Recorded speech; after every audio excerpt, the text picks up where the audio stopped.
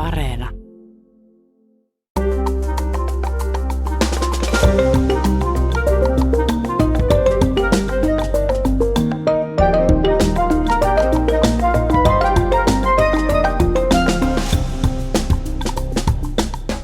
Hello and welcome once again to All Points North. I'm Ronan Browne, and this week we're going to be talking about Finnish citizenship. And that's the topic this week because Finland's government has once again tightened the regulations around who qualifies to receive a Finnish passport. So a few weeks ago, the Finnish Parliament approved the government's latest round of measures. These relate to an applicant's financial self-sufficiency as well as what's called their integrity.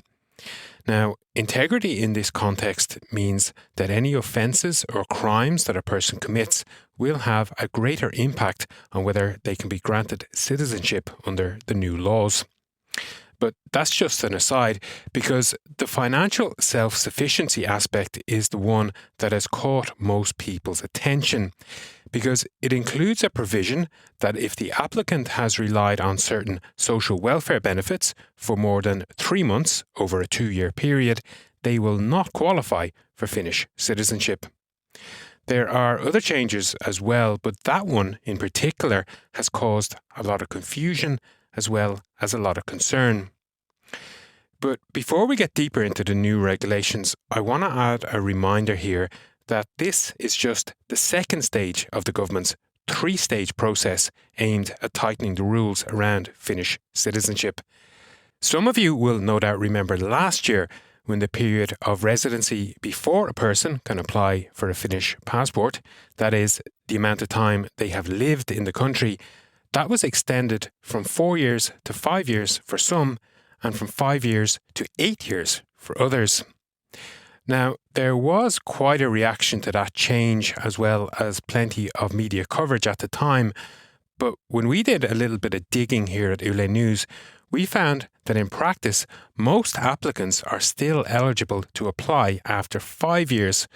So, despite all the government's big words, not much had actually changed for the vast amount of potential applicants. So now that was stage 1, the residency requirement. We're now in stage 2, which is the financial self-sufficiency and the integrity that I mentioned earlier. And there's also going to be a stage 3, which will see the introduction of a citizenship test. Now, of course, aside from the changes to the Citizenship Act, we have also seen the tightening of the rules around the granting of residence permits, for example, including the introduction of a 3-month rule, which I'm sure you've heard, but I'll just remind you, could see a foreign national deported from Finland if they are out of work for a period of more than 3 months. So there is a huge amount going on here, and all of this has naturally left many people wondering about their place in this society. We, in fact, heard from quite a few of them this past week after we put out a call for people to send us their questions and their comments on these latest changes to the citizenship laws. What was very clear from the hundreds of emails and the comments and the WhatsApp messages we received was that this matters a great deal to a lot of people. Here's Usman expressing a feeling that we heard from many others too. Hi, I'm a permanent resident of Finland and I've lived here for about 12 years. I'm working as a postdoctoral researcher at a university here. I'm married to a Finnish citizen, own an apartment. I also have a dog. And about the changes to the Finnish Aliens Act and the citizenship laws, as of late, they seem like they're devised to persecute foreigners for no reason. It's as if the non-voting minority is being persecuted in Finland. The fact is, in fact, that after having lived here for so long, and now I have started to feel that Finland is not the country I came to. In fact, I'm a Pakistani citizen and I belong to a privileged class there, and I might as well go back there and I would have a better life compared to here where I'm increasingly underprivileged And this does not even take into account the racism that prevails on the streets. I've been attacked several times, discriminated against, and systematically and non-systematically, and there are no consequences for that. We also heard this week from Bronwyn Vainionpa. She's a joint citizen of Australia and New Zealand, and she moved here to Finland, as so many people do, for love. And that was back in 2023, just before this current government came into power and before these law changes were rolled out. Her comment on our article really resonated with people, so I asked her if we could chat more about her experience. And the first question I had for her was how she felt when she first made the decision to move halfway around the world, whether she was excited or not for this new life adventure. Yes, I have to say, I was full of hope. I had visited Finland a few times and I loved it. And I probably had the rose-tinted glasses on at that point, and you hear so much about it, and it is a wonderful country, but I really did not have much of an idea of the realities, actually, of being a foreigner here. What are the realities, would you say? What then have you learned since you moved? Well, I still love it. I love it here, but it has been far, far more difficult than I really had ever imagined. I haven't picked up the language as I'd hoped, which I think is a pretty common sentiment, I think, among foreigners. And the employment, that's been the biggest disappointment, I guess. I had hoped to become a citizen. I really did. That was one of the things.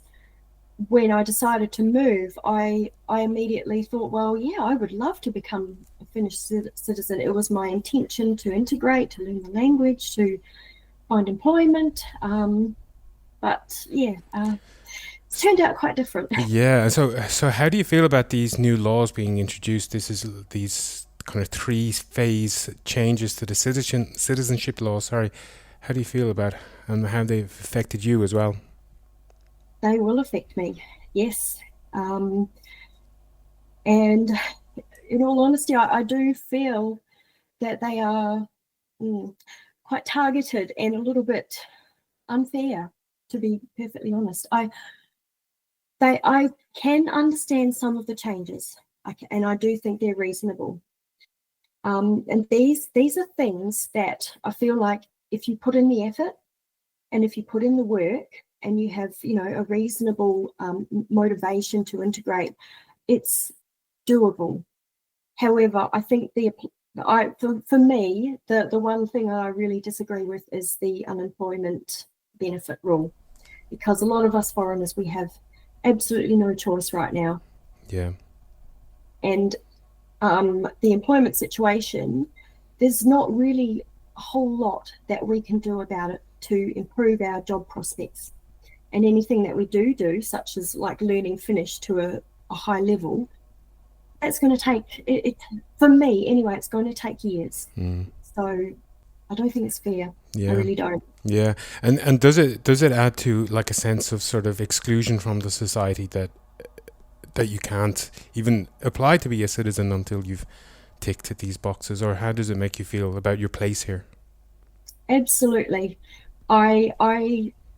And to be honest, this is how I've been feeling. I do feel that I feel that every new law and rule that they've made recently surrounding, integration of foreigners and citizenship, and it's been made to make it harder for us, more difficult, and it's already difficult, and I feel that we're just not wanted.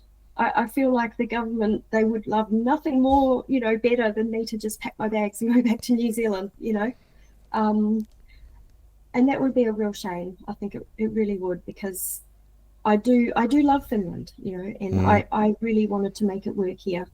And that was Bronwyn Vainionpa there. And I have to say that listening to her experience and Usman's, as well as the many other people who contacted us this week, really raises some serious questions about Finland's integration policies. Because here we have very well-educated people with professions coming here and wanting to integrate, being eager to work, being even desperate to make a contribution to Finnish society, but somehow they're left feeling excluded and that they have little choice left but to return home. And this point was even further illustrated by an email we received from a Finnish-born Finnish citizen called Juho Keskinen, who wrote to tell us that he is married to a non-EU citizen and that this law change is, and I'm going to quote him here, again a nail in the coffin of making things more difficult for non-EU citizens living in Finland. His spouse's life, Juho added, has been made difficult not just with this new legislation about citizenship, but by the change in attitude towards those from abroad. This causes immense stress on his spouse and by extension on Juho. And he ended his email with this: I want to indicate here that those affected by this legislation are not only those directly under the scope of the new law, there will be a lot of collateral damage on Finnish citizens as well, as their spouses are denied any prospect of a stable future in this country. Okay, that's it for part one. We will take a quick break now, and when we come back, we will answer some of the hundreds of questions we received from listeners this week about the changes to the citizenship laws.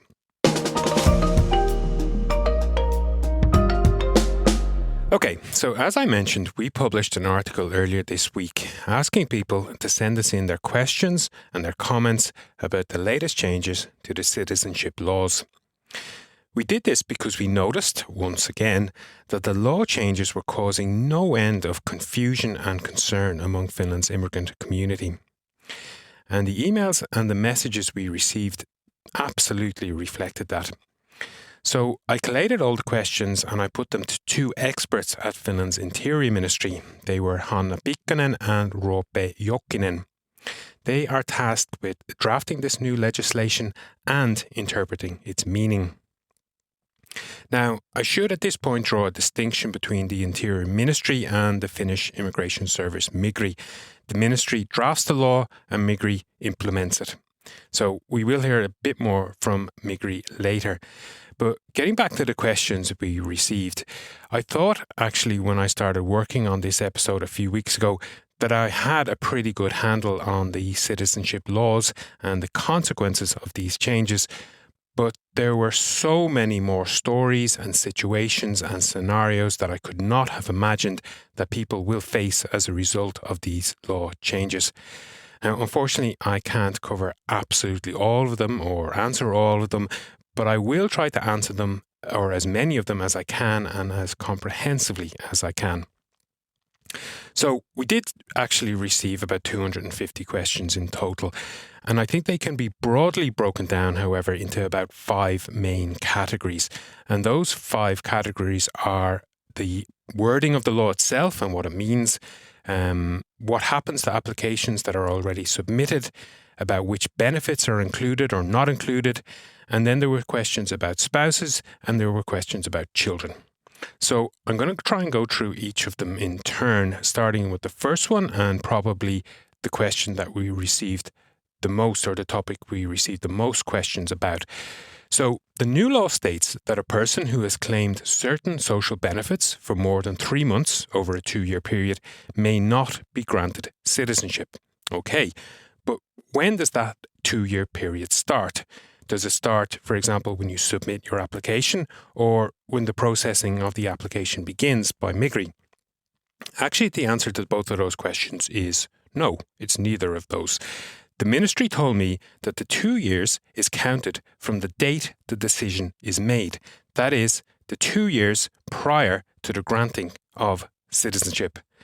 So if I use myself as an example here, if I submit an application for citizenship today, the 7th of November 2025, but a decision is not made until, let's say, this day next year, then the 2-year period is from the 7th of November 2026, or the 2 years ahead of that date. So that obviously throws up lots more questions. For example, I spoke to Migri this week and they told me that the maximum processing time for an adult's citizenship application is 2 years and 7 months. That's the maximum. They also said that about 40% of applications are processed within 1 year and 3 months. So I will use myself as an example again here just to keep it simple. If I submit my application today and I have, say, 10 years of permanent employment behind me and I've never collected any benefits during that time, but then I lose my job after I've submitted my application or while Migri is processing my application, what then? Well, that is something that many people asked us, and so I passed that question on to the ministry's experts. This is word for word what they told me. In the government's proposal, there is one example concerning a situation where the applicant has become unemployed after having submitted an application for citizenship.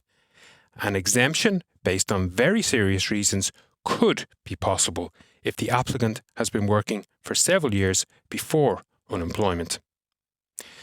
So, end quote. So, in practice, I take this to mean that decisions about the 3 months over the 2 years rule will be made on a case-by-case basis. Okay, next question.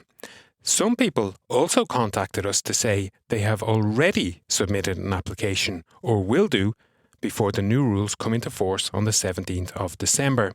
Here is Noor with a question that was also on many other people's minds. The main question is basically if these new laws have any impact on the citizenship applications that have been already submitted and are still awaiting to be processed in the queue.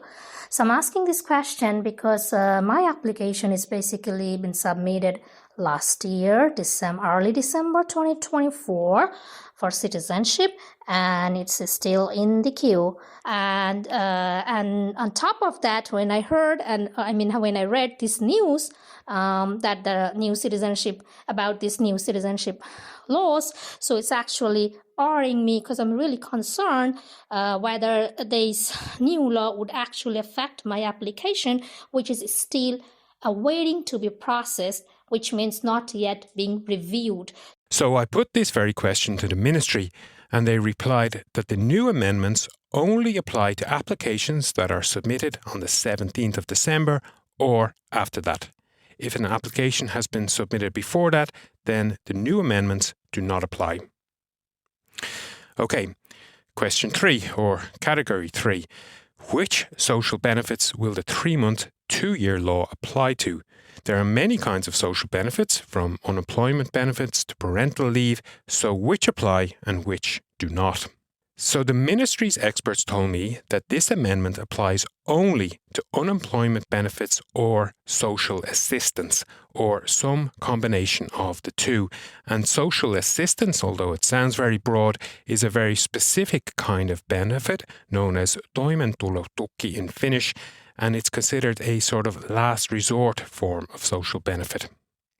The ministry's experts' exact words on this were, if the income of the applicant is based on any other sources than unemployment benefits or social assistance, the requirement may be fulfilled. But I did have another question about the wording of that may be fulfilled. It's interesting, especially in the light of a question we received from Artem. Does living on personal saving during searching for work period still meet the self-sufficiency requirement? Essentially, Artem is asking if the law change focuses on being unemployed or collecting unemployment benefits. The ministry told me that being unemployed as such does not affect the fulfillment of the requirement. It is the collection of the benefits for a period of more than 3 months over 2 years that would affect the citizenship application.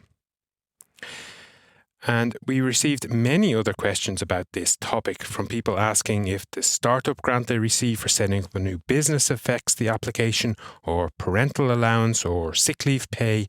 But the word I got from the ministry was that only unemployment benefit and social assistance are counted in this context. Okay, so category 4. This one relates to spouses, and there were once again many different angles to this question. April, for example, wrote in to tell us that she is a housewife and her husband is the breadwinner in the house. She doesn't claim any benefits as her husband's income is enough to support them both. But then how does this affect her own self-sufficiency in the eyes of the law? Well, although not quite the same situation, we also heard from Claire with something similar. I've lived in Finland nearly 23 years and would like to try for citizenship. I've never claimed any money from the government. I am a small business owner and my pay is low. I'm married to a Finn and together our pay supports us. Does the fact that my pay alone is low affect me gaining citizenship? So April and Claire and many other people we heard from basically live on the combined income of their household, but wondered how this would be interpreted under the new law. Are they considered in these cases to be self-sufficient? Well, the answer, according to the Interior Ministry, is yes. Yes, they would. And here is their full answer, so I'm quoting. The income of the applicant may be based on any legal source provided that the applicant has not had unemployment benefit or social assistance for more than a total of 3 months within the last 2 years. Of course, the income has to be sufficient for living. The income of the applicant may be based on, for example, the income of their spouse. Now, quite a few people also asked what happens if two foreign background spouses apply for citizenship at the same time. In this case, the ministry said if both spouses apply for citizenship, the fulfillment of the criteria is assessed individually. And finally to category 5. Now, I think in all of the previous categories, we can see the effects that this new law will have on people's lives. But in this category, it's quite stark the impact that law changes such as this one can have on very vulnerable people, because this category relates to children. Now, we received the following message from a listener, but due to the very sensitive nature of the subject and the fact that it relates to a vulnerable person, we have used an AI voice tool to protect their identity. I am extremely concerned about how the changes will impact my daughter. She is 28 years old, permanently disabled and completely dependent on me. I am a citizen. She has lived here since 2020 but didn't get her first day permit application approved until June 2022. Because of her limited cognitive abilities, learning the language or passing a citizenship test is impossible for her. Although she attends a job training program on weekdays, supporting herself through work in the future is unrealistic as well. She is able to function about the level of an elementary schooler. I am very concerned about her ability to even get a permanent residence permit because of the law change that is coming with that. Without permanent residency or citizenship, she would be at risk of deportation if something tragic were to happen to me. There is no other family in her country of origin and these issues are on my mind daily. And I put this question to the ministry. They replied to me, and this is a quote again, "There is an exemption that may be granted for persons with long-term disabilities who cannot reasonably be expected to fulfill the income requirement." We also heard from many people who are not themselves citizens and neither are their children about what will happen to their children when they turn 18. One parent wrote to express their fear that their child, who has grown up in Finland and is essentially Finnish, could be deported if they do not meet the criteria for citizenship or residency. So I asked the ministry about these cases as well, and they said that people who have recently turned 18 may submit their own application for citizenship and it will be assessed on its own merits. In some situations, it is also possible to submit a declaration for citizenship, and there is more information about that on Migri's website. But we're nearly done with this particular part 2. But I want to say before we move on that thank you to everyone who submitted questions and comments and shared their stories and their experiences over the past few days. I read every single one and I replied to or tried to answer here as many as I could. We are going to take a quick break again, but when we come back, we will look at where else people can get help or advice on citizenship issues. Okay, the topic of the granting of Finnish citizenship to foreign nationals has been very much in the news here in Finland ever since the refugee crisis of 2015, or 10 years ago, when the number of applications jumped from about 6,000 or 7,000 per year to about 11,000 or 12,000. The numbers have since levelled off, even dropping quite significantly during the COVID pandemic. And last year, the Finnish immigration service Migri processed a total of 14,000 applications, of which over 12,000 were approved.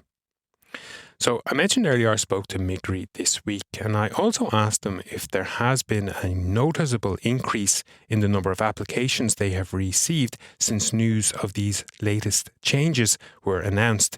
And they said there hasn't been. I also asked if they expect a significant increase, and they said that they didn't. But they also told me that the introduction of this new citizenship test, which, as I mentioned earlier, is stage 3 of the government's reforms, they said that is a major reform and it will put significant strain on Migri's resources.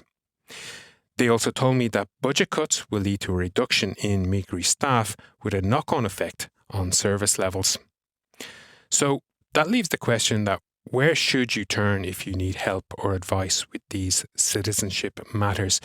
Well, one option is the Finnish Refugee Advice Centre, which, despite its name, does provide legal aid and advice to all foreigners in Finland, as well as to asylum seekers and refugees. So I spoke to Pia Lindfors. She is Executive Director of the Centre, and she told me that they have indeed seen a significant uptick in contacts ever since the current government came into power. We heard already then, and we have seen later that many people kind of panicked and applied for Finnish citizenship without fulfilling the requirements at that point, which has led to a lot of negative decisions that actually people ask us if they could appeal, but we end up giving them legal advice too late about the requirements, and so that they actually, well, we give them advice not to appeal, but then instead wait until they fulfill their requirements and leave another application. So that was sort of a panic reaction from many people who, because the media publicity at that point was quite